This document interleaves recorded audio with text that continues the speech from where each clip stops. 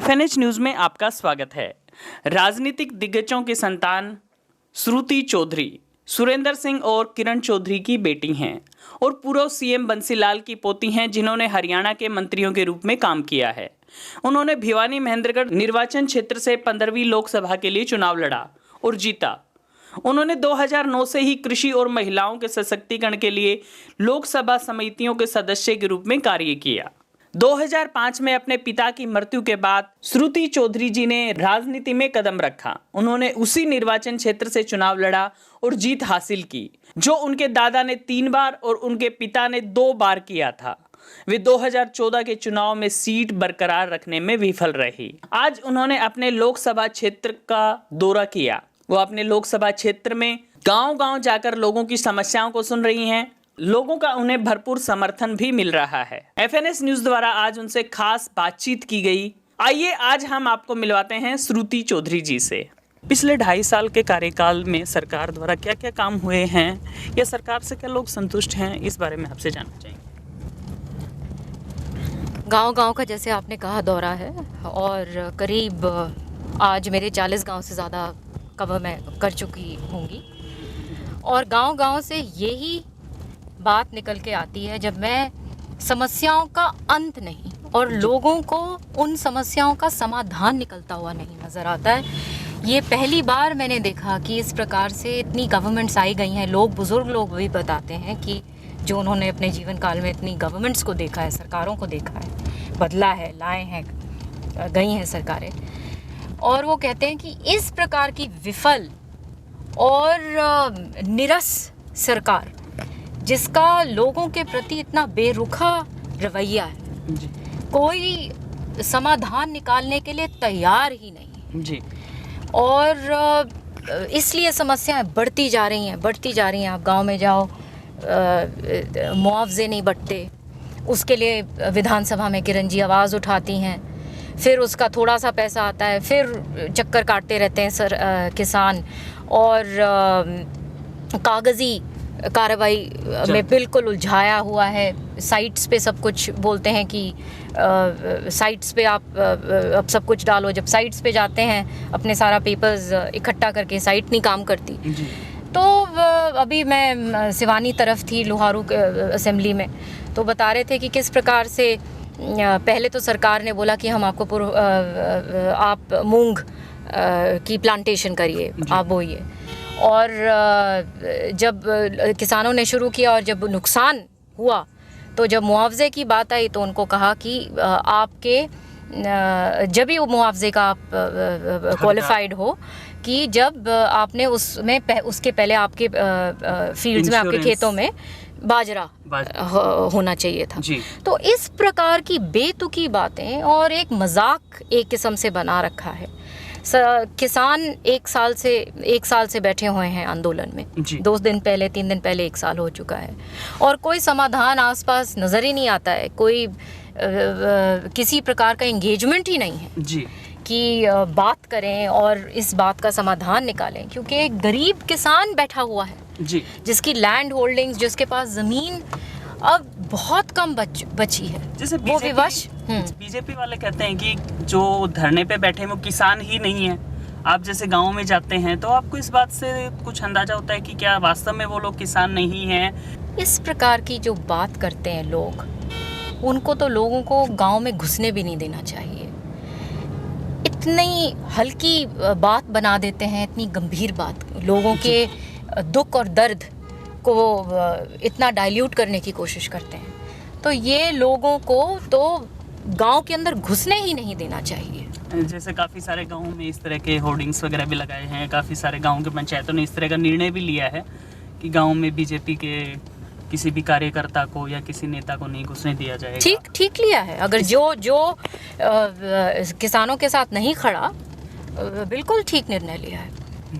जैसे अभी हम बात कर रहे हैं किसानों की ही, तो किसानों की जो समस्या है 1 साल के करीब हो गया, तो क्या सरकार इसके ऊपर कुछ कदम उठाना चाहती है या इस चीज़ को किस तरह से ले रही है सरकार? जो रवैया अपना रखा है बेरुखा, अभी लाठी चार्ज किया किसानों के ऊपर, और जिस प्रकार से एक अधिकारी पेश आए और उसके लिए सरकार सफाई दे रही है। जी।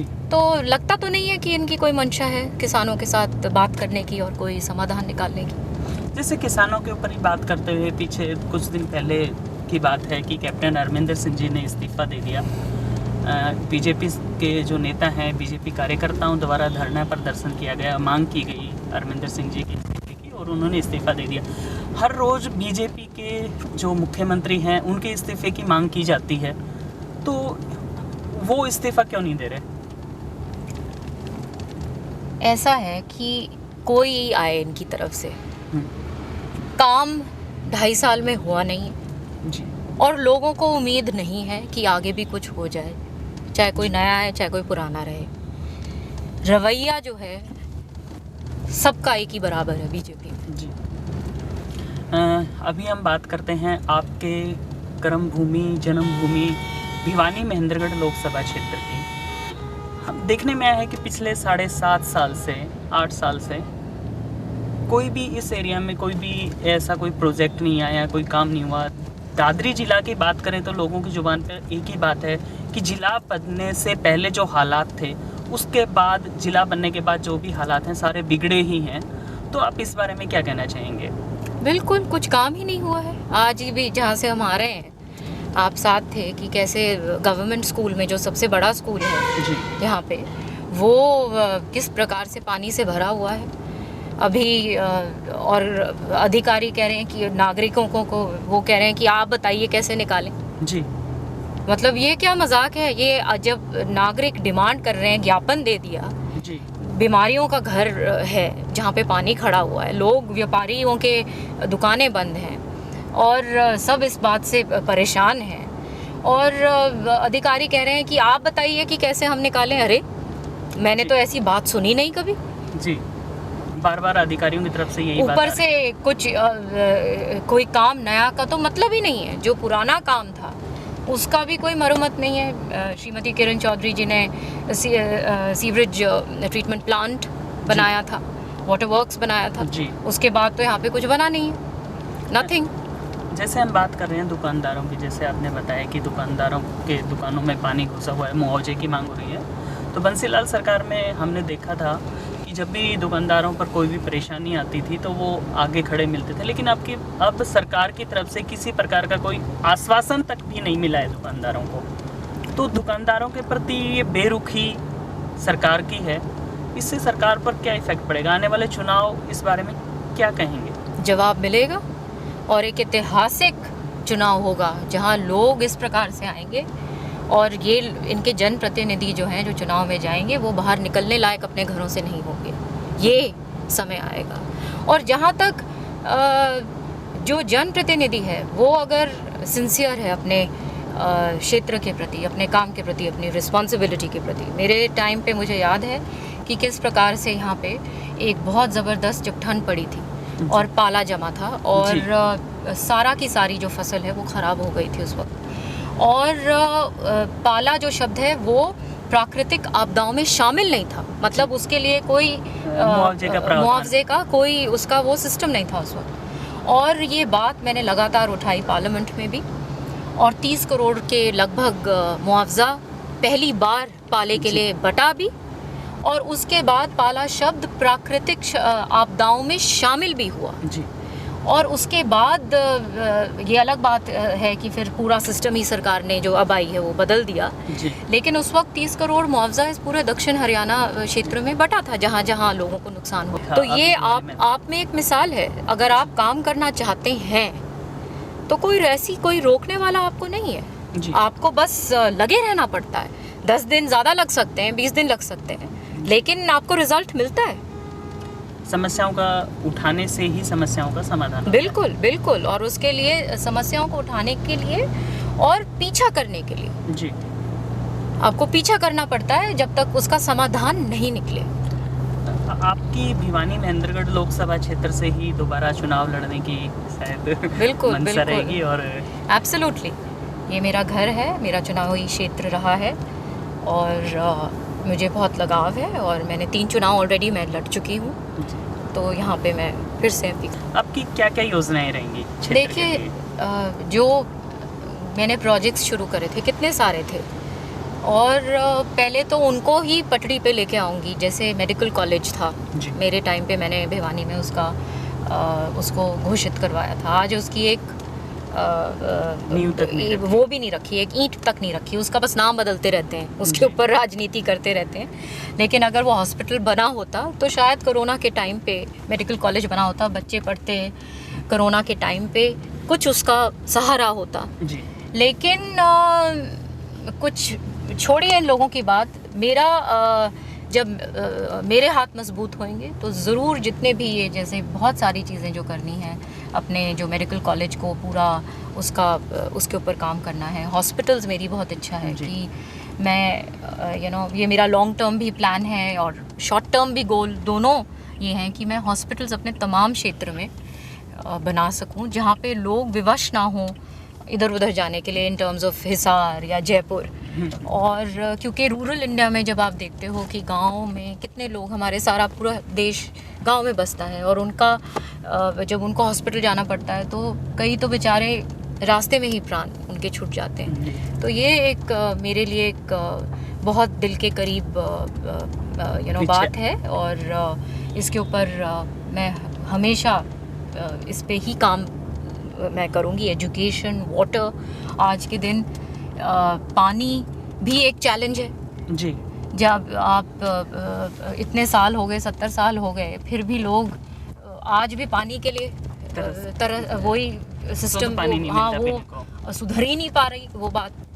तो ये सारी चीज़ें भी बहुत इम्पोर्टेंट है। हाँ, एक बात और पूछना चाहूँगा, जैसे दादरी क्षेत्र है वो खिलाड़ियों का क्षेत्र है, आसपास कोई भी स्टेडियम या उनको प्रैक्टिस के लिए या उनके लिए कोई भी सुविधाएं नहीं हैं, इस बारे में भी आपका कोई प्रोजेक्ट आपके मन में है? देखिए, बिल्कुल, यूथ, हम लोग बहुत गर्व है यूथ जो हमारा है यहाँ का, और आगे यहाँ के बच्चे बहुत आगे जाते हैं, ओलंपिक्स तक, एशियाड तक, और ये कॉमनवेल्थ गेम्स तक जाते हैं।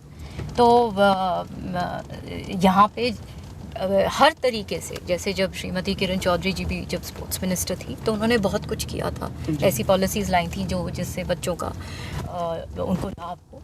और मेरे वक्त में भी गांव-गांव में जहाँ भी हो सका स्टेडियम्स बनाने की कोशिश करी। और भिवानी के अंदर जो ये है बड़ा स्टेडियम है, वहाँ पे, हाँ, वो भी उसके अंदर, वो भी चौधरी बंसी लाल जी और चौधरी सुरेंद्र सिंह जी का ही बनवाया हुआ है। उसमें ट्रैक्स वगैरह मेरे टाइम पे मैंने बनवाए थे। और तो ये सारी चीज़ें तो बहुत है, काम तो करने के लिए इस विषय में भी बहुत है। अंत में आप हमारे ऐसा यहाँ पे सिस्टम, ऐसी इंस्टीट्यूट होना चाहिए और ऐसी व्यवस्था होना चाहिए बच्चों के लिए, जो अंतर्राष्ट्रीय स्तर पर वो और भी जाते तो हैं ही, हाँ, उनको इस प्रकार से उनकी ट्रेनिंग हो सके, बिल्कुल, कि वो आगे रह जाते बढ़े। बिल्कुल, बहुत कैपेसिटी और क्षमता है यहाँ पे, पोटेंशियल है। हमारे दर्शकों को, भिवानी महेंद्रगढ़ लोकसभा के नागरिकों को क्या कहना चाहिए? मैं उनकी बेटी हूँ और अपने बहन हूँ, और उनका जो हित है वो हरदम मेरे दिल में रहता है। और वक्त आने पर मैं, जो ये क्षेत्र जितना पीछे गया है उतना ही मेरी हमेशा चेष्टा रहेगी कि जब भी मेरे हाथ मजबूत होंगे ये क्षेत्र को आगे लेके जाऊँ।